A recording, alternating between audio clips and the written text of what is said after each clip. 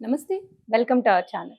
ప్రస్తుతం మనతో senior journalist దాము బాలాజీ గారు ఉన్నారు. వారితో మాట్లాడదాం. సార్ నమస్తే సార్. నమస్తే. వల్లభనేని వంశీ అరెస్ట్ అయ్యారు అంటున్నారు కదా సార్. అసలు ఎందుకు అరెస్ట్ అయ్యారు? ఏ ఏ కేసుల్లో అరెస్ట్ అయ్యారు సార్? వల్లభనేని వంశీ అరెస్ట్ అనే ఒక వార్త ఇందాకే వచ్చింది. కానీ ఇప్పటివరకు కన్ఫర్మేషన్ అయితే లేదు. వాళ్ళ అనుచరులు మాత్రం 10 మందికి పైన అరెస్ట్ అయ్యారని చెప్తున్నారు. సాక్షి 11 మంది అరెస్ట్ అని రాసింది. అందులో పిఏ వల్లభనేని వంశీ పిఏ రాజా కూడా ఉన్నాడు.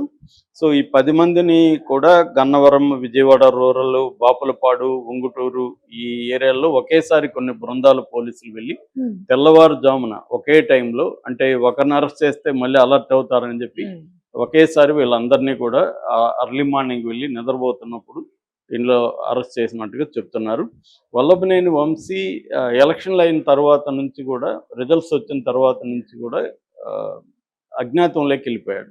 ఇప్పటివరకు దొరకలేదు. యాక్చువల్గా ట్రై చేశారు, పోలీసులు వెతుకుతున్నారు, ఇవన్నీ కూడా వార్తలు వచ్చాయి. కానీ అతనైతే ఇప్పటివరకు దొరకలేదు. నెక్స్ట్ వల్లభనేని వంశీని కూడా అరెస్ట్ చేస్తారని చెప్తున్నారు. అది మరి ఈరోజు గతంలో కూడా ఇలాగే వార్తలు వచ్చాయి. వల్లభనేని వంశీని పట్టుకున్నారు, అరెస్ట్ చేశారు, రాజమండ్రి జైలుకి తీసుకెళ్తున్నారని ఇప్పుడు కూడా మళ్ళీ ఒకసారి వార్త వచ్చింది. ఇది నిజమైన వార్త లేదా అనేది కాసేపు వెయిట్ చేసినాక మనకు అర్థమయ్యే అవకాశం ఉంది. ఏదేమైనా ఒక మెథడ్లో తెలుగుదేశం కూటమి వెళ్తున్నట్టుగా కనబడుతుంది. అంటే వైసీపీని ఎలా కంప్లీట్గా నేలమట్టం చేయాలి, వైసీపీ నాయకుల్ని ఎవరెవరిని టార్గెట్ చేయాలి. ఆల్రెడీ రెడ్ బుక్లో లోకేష్ ఎప్పటి నుంచో పేర్లు రాసుకున్నా అని చెప్పాడు. ఓపెన్గానే వల్లభనేని వంశీని కడ్రాయర్తో నిలబెడతాను నేనని ఛాలెంజ్ కూడా గన్నవరంలో లోకేష్ గతంలో చేశాడు. అట్లాగే అంటే వాళ్ళకిద్దరికి బేసిక్గా కొంతమంది టార్గెట్ ఉన్నారు. అందులో ప్రధానంగా కొడాలి నాని, వల్లభనేని వంశీ వీళ్ళిద్దరూ నెంబర్ 1, 2గా చెప్పుకోవచ్చు. ఎందుకంటే కొడాలి నాని తిట్టినట్టుగా చంద్రబాబుని కానీ, లోకేష్ని కానీ, పవన్ కళ్యాణ్ జీవితంలో ఇంకెవరూ అలా తిట్టుంటారు. ముఖ్యంగా చంద్రబాబుని అయితే అతి దారుణంగా కొడాలి నాని విమర్శించాడు. ఇతను అలాంటి భాష వాడకపోయినా ఇతను లోకేష్ పుట్టుక గురించి, చంద్రబాబు సతీమణి భువనేశ్వర్ గురించి వల్లభనేని వంశీ కూడా కామెంట్లు చేశాడు. తర్వాత తను సారీ చెప్పాడు. కానీ అప్పటికే అది బాగా వైరల్ అయిపోయినాయి. ఈవెన్ అసెంబ్లీలోకి వెళ్ళింది. దాని తర్వాత చంద్రబాబు కూడా ఎప్పుడు లేనట్టుగా ఆయన కెమెరా ముందు, మీడియా ముందు కన్నీళ్లు పెట్టుకొని ఆడవడం, దాన్ని కూడా ఎగతాళి చేస్తూ వైసీపీ వాళ్ళు ప్రచారం చేయడం, ఇదంతా కూడా యాక్చువల్గా అప్పట్లో తెలియకపోవచ్చు. కానీ ఇదంతా కూడా వైసీపీకి యాంటీగా జనాల్లో అభిప్రాయాలు ఏర్పడడానికి, తెలుగుదేశానికి ఒక సింపతి రావడానికి, చంద్రబాబు సింపతి రావడానికి ఉపయోగపడింది. ఎందుకంటే ఎప్పుడైనా కూడా అతి నీచంగా ఒక మనిషి పుట్టుకను, స్త్రీకి సంబంధించిన దీన్ని ఎగతాళి చేయడం అనేది చేయలేదు. వీళ్ళు కూడా తర్వాత చేశారు. తెలుగుదేశం వాళ్ళు కూడా జగన్ పుట్టుక గురించి, విజయమ్మ గురించి, సూర్యుడి గురించి ఇవన్నీ వీళ్ళు కూడా చేశారు. కానీ మొదట చేసింది వాళ్ళు కాబట్టి వాళ్ళ మీద నెగిటివిటీ అనేది బలంగా పెరిగింది. సో దీనివల్ల వల్లభనేని వంశీ అనేది వాడు టార్గెట్. రెండోది ఏంటంటే వల్లభనేని వంశీ 2014లో తెలుగుదేశం నుంచి గెలిచాడు. అక్కడ ఎమ్మెల్యేగా గన్నవరంలో. 2019లో కూడా గెలిచాడు. 2019లో గెలిచిన తర్వాత వల్లభనేని వంశీ వైసీపీలోకి వెళ్ళిపోయాడు. వైసీపీలోకి వెళ్ళిపోతే అయితే అఫీషియల్గా జాయిన్ అవ్వలేదు. జాయిన్ అయితే ఎమ్మెల్యేగా రిజైన్ చేయాలి కాబట్టి జాయిన్ అయ్యలేదు. ఫైనల్గా అతను ఓటు తెలుగుదేశానికి రానియకుండా తమ్మినేని సీతారాం ద్వారా ఫిబ్రవరిలో అనర్హత వేటు కూడా వేయించారు. సో ఇలాగా తమ పార్టీ నుంచి గెలిచి తాము ఎమ్మెల్యేకి ఇస్తే, అతను సీట్ ఇస్తే ఎమ్మెల్యే అయ్యి తమనే ఇలాగ విధంగా మాట్లాడడం అనేది తెలుగుదేశం వర్గాలు కానీ, శ్రేణులు కానీ జీర్ణించుకోలేకపోయినాయి. నిజానికి 2019లో అతను యార్లగడ్డ వెంకట్రావు, అప్పట్లో యార్లగడ్డ వెంకట్రావు వైసీపీలో ఉన్నాడు. అతని మీద కేవలం 838 ఓట్ల తేడాతో గెలిచాడు. అంటే కొద్దిగా అక్కడ మ్యానిపులేషన్ కూడా జరిగాయని చెప్తారు. ఏదేమైనా అతి కష్టం మీద గెలిచినాడని అర్థమవుతుంది. 1000 ఓట్లు కూడా మెజార్టీ రాలేదు.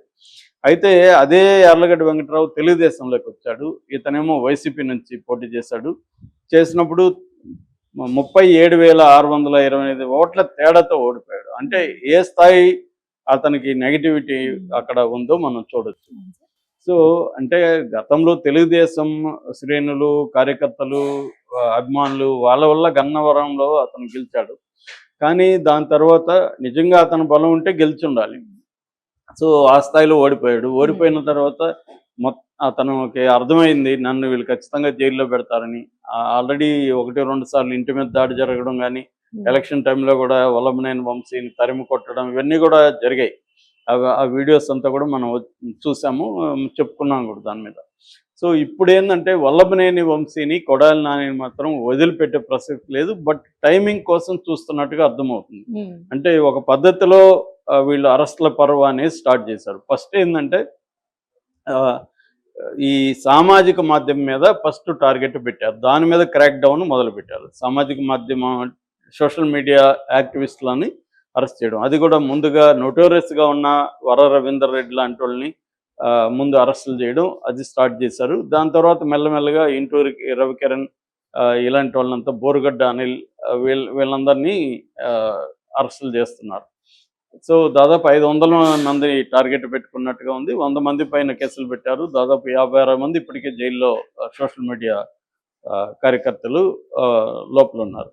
ఇప్పుడు ఏంటంటే social media incharge Sajjala Bhargav Reddy అతన్ని టార్గెట్ చేశారు. అతనేమో ముందస్తు బెయిల్ కోసం సుప్రీంకోర్టుకి వెళ్తే సుప్రీంకోర్టు హైకోర్టులో తెలుసుకుంది. హైకోర్టులో ఇప్పుడు 2 రోజుల్లో విచారణకు రాబోతుంది. అయితే ఆయన మీద ఉన్న కేసుల్లో విచారణ జరుగుతుంటే మళ్ళీ ఎక్కువ ఎక్స్ట్రా కేసులు పెడుతున్నారు. ఇప్పటివరకు 13 కేసుల వరకు భార్గవరెడ్డి మీద కేసులు పెట్టారు. అతన్ని కూడా రేపో మాపో అరెస్ట్ చేసే అవకాశం ఉంది. ఎందుకంటే అన్ని కేసుల్లో అతనికి ముందస్తు బెయిల్ రావడం అనేది కష్టమవుతుంది.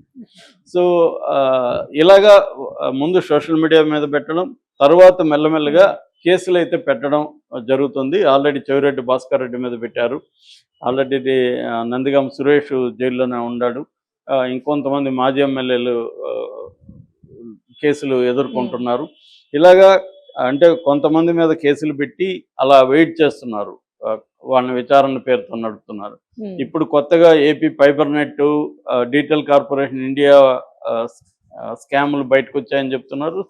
ఏపీ సిఐడి దాని మీద కూడా ఇది చేస్తుంది. అట్లాగే విజిలెన్స్ కమిషను, ఏసీబీ, అట్లా అన్ని ఇన్వెస్టిగేట్ ఏజెన్సీస్ రంగంలోకి దిగాయి అన్నమాట.